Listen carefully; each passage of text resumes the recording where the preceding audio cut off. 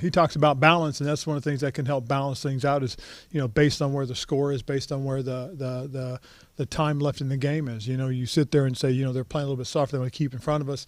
Great opportunity. You run the ball, you run your draws, you run your traps, your gap scheme stuff. I mean, those are things that help you, keep the drive going. 2-0 for the first time in a dozen years for the organization. In the past, you've talked about measuring stick games. Mm-hmm. How does Buffalo coming in for a big one in Week 3 feel to you? Pretty big. It's to me. It really is, and they're one of the elite teams at the AFC. I know they're 1-1, but that records don't mean anything in this situation. This is one of the elite teams coming in, and we've got to gear up. We've got to practice, prepare, get ourselves ready to go, and give us a great opportunity to see where we stand. And then, how impressed have you been with the growth of the screen game for the offense? Very impressed, very much so. What I've really been impressed with has been what's been going on the last couple of weeks in terms of the growth of our football team, and then individually, the offensive unit and then the players within that unit. The coaches have done a terrific job on in all phases, but when you watch the offense, the jump they made from last week to this past weekend was really good to see. A lot of it has to do with the coaching, the way these guys have worked with our players, the way they've pushed them throughout training camp right now into the regular season. It's been really cool to watch, just because these are things that we're more than capable of doing. We just got to continue to get better at it, and it starts obviously with the quarterback position. With what Tavita's doing in terms of working with him in the quarterback drills, to how he's responding to what Eric is demanding from him. I think those quarterbacks have really grown, and because of it, I think it's really helped the offensive growth. Coach, so far, what have you seen out of the linebacker position group from Week 1 to Week 2? I think you're seeing steady growth. Jamin has really come on this year, and you see his ability. He's a high impact guy that really has a hit and run through mentality, and he does a lot of good things getting around the ball. Cody has grown in the last 2 games. You've seen the difference. He's learning and really kind of trying to shake some of the habits he had from when he was in Seattle. In Seattle, they were a gap-controlled defense, very strict, one gap, one player, whereas our guys are a little bit more, I don't want to say two-gap as much as, Jack has given the tackles in front of the linebackers some liberties. And so really what the linebackers do at times have to make those guys right. And you're asking a little bit of the linebackers, but at the same time, you don't want to keep, Jonathan or Duran from having the opportunity to be explosive and get vertical and get upfield. I mean, those 3 plays Duran made in a row, those are because of some of his decision making, which puts a little bit of stress on the linebackers. But if you're going to make plays, Jack doesn't want to stop that. So, it's a little bit tougher for the linebackers. You saw it in the first half. Cody started slow and then finished up with 10 tackles in the second half. And he was playing off of those guys, and he's learning to play off the guys. That's a lot to ask a linebacker.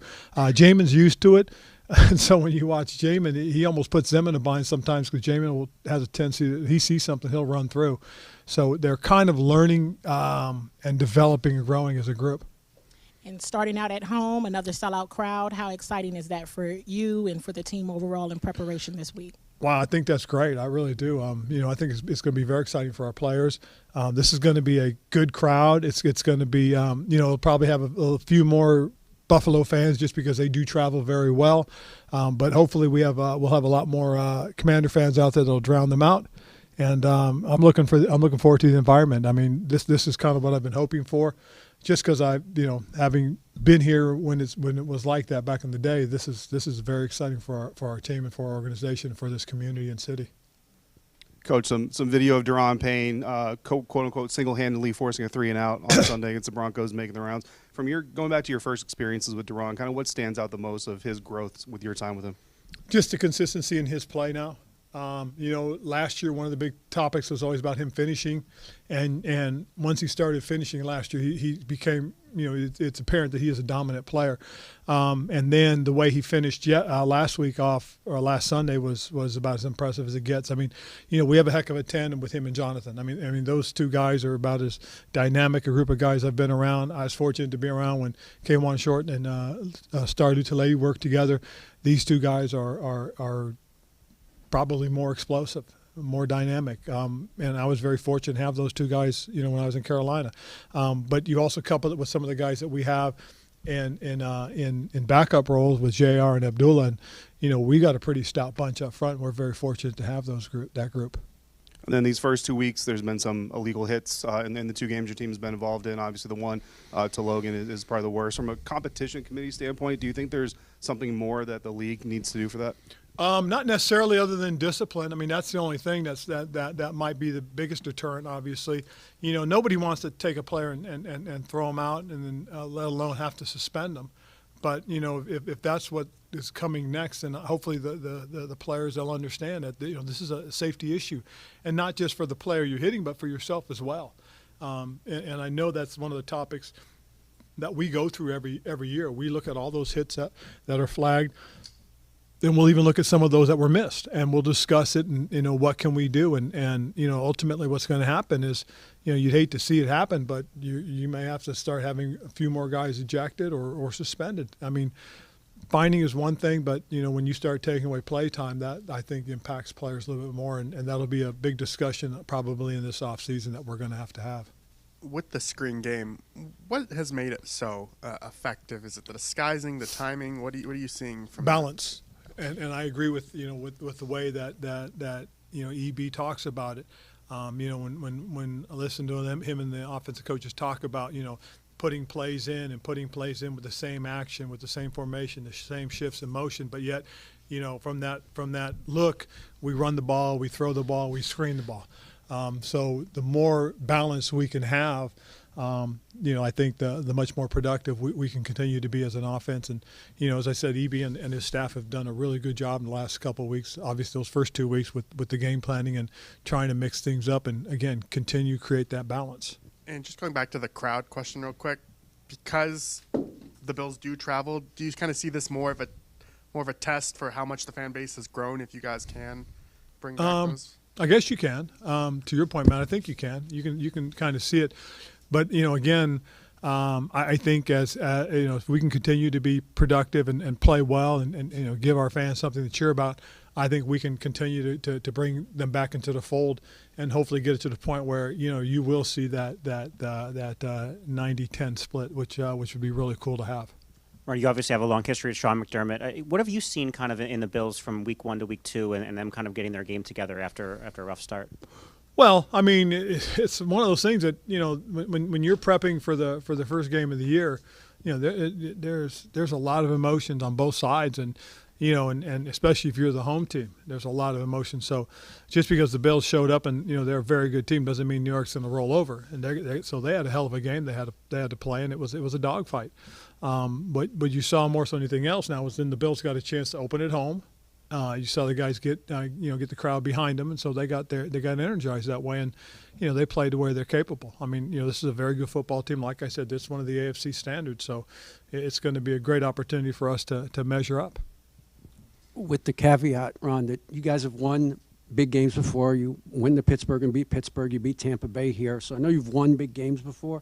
But given that you started out 2-0 and that everything seems more aligned organizationally, does this feel like a bigger chance to kind of really put your mark on, not you personally, but this team to put their mark on the league? Yeah, I do, David. I think it's exactly what that is. I think it's an opportunity for us to, establish who we are and who we can be. I mean, this is a very good measuring stick.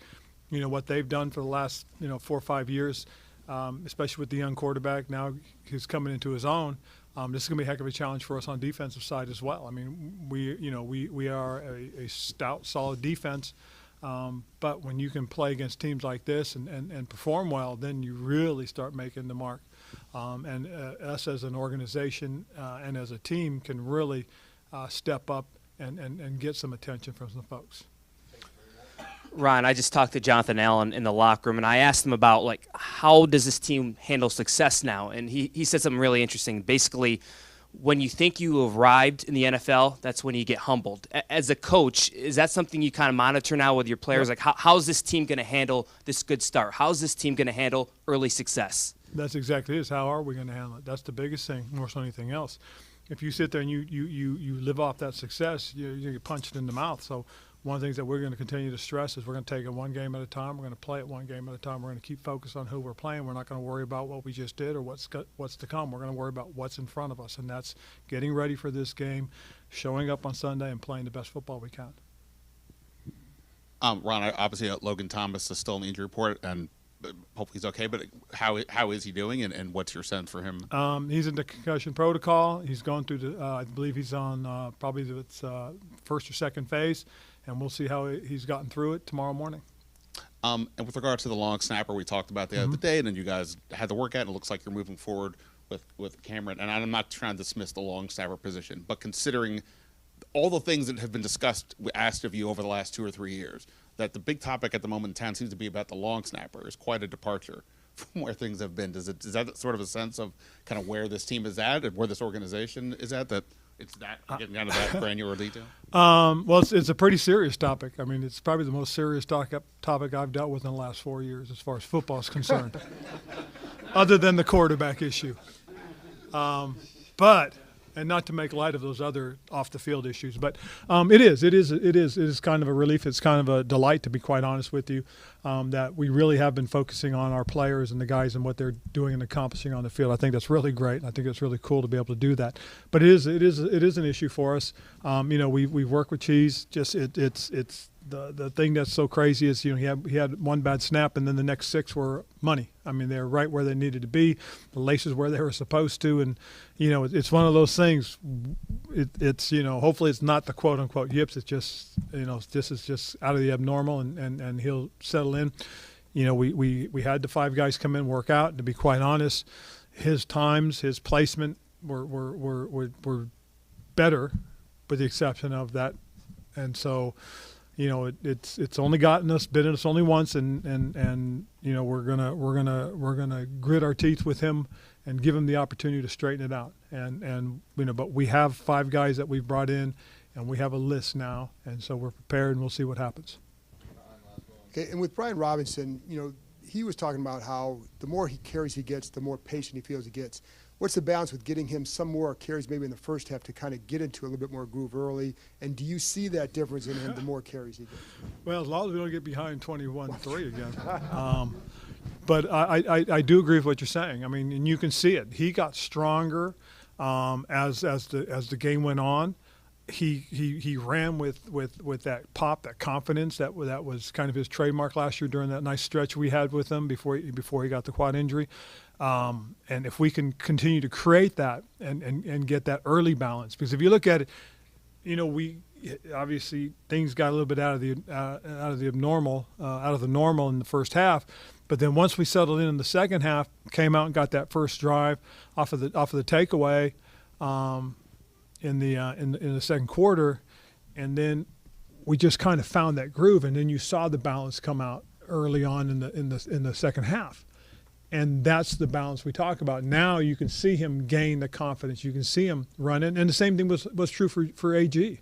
Being able to use AG and hand him the ball a couple times, and he bounced it outside and turned it up for a nice 8-yard gain, and then dumped the screen to him as well, and then put him out into a route and get him out in the flat and have him turn it up for 6 yards or 7, whatever it was. But you see those things because that's the rhythm that you're referring to, because when you can keep the balance, and I think it was one of the questions earlier is that now they play a little bit softer. Now they can't sit there and pack 8 guys in the box saying, okay, they're running on second and short. No, we could throw the ball, and we're going to throw the ball if you're going to do that. And again, it goes all the way back to, what we're doing on the offensive side, and how we're taking advantage of the takeaways and stuff like that too, because, get takeaways, and every now and then there's a great opportunity to throw something big, get the ball downfield in a hurry, to feed off of that energy you just created. And then with that 27-yard run he had, when he sees that, because he talked about the patience he had on that play. Yes. I know every run's different and everything's quite different, but when you see something like that, does it kind of put a light go off in his head like, oh, that's the result? And you really begin to see it the last few weeks, probably the last week of training camp, and then the last 2 weeks of the first 2 weeks of the regular season. That's been an emphasis with the 2 older guys. It's funny because Christopher, he's got that naturally because of the style of football that he played at Kentucky. Well, now B-Rob was being a downhill guy in Alabama, and AG learning the position the last couple of years. They've got to understand that some of this is a little bit more patient when you're running that zone play. You got to stretch it out a little bit, and then when you see it, you stick your foot and get downhill. And that's the things you're starting to see from both those guys, and that's what's been exciting, is because it's been about the coaching, and then with Randy and Coach King, and then you take one more step and you add EB into the mix, because the worst position to play on our team is running back, because you got EB and you got Randy, both guys played in the league, and now they're coaching that position, so they're constantly being corrected and straightened out, and they're really being demanded of, but it's been great for those two young guys because you see their development, and hopefully Sunday is just indicative of what they're most certainly capable of. At least we believe they are. Cool. Thank you, guys. Yes.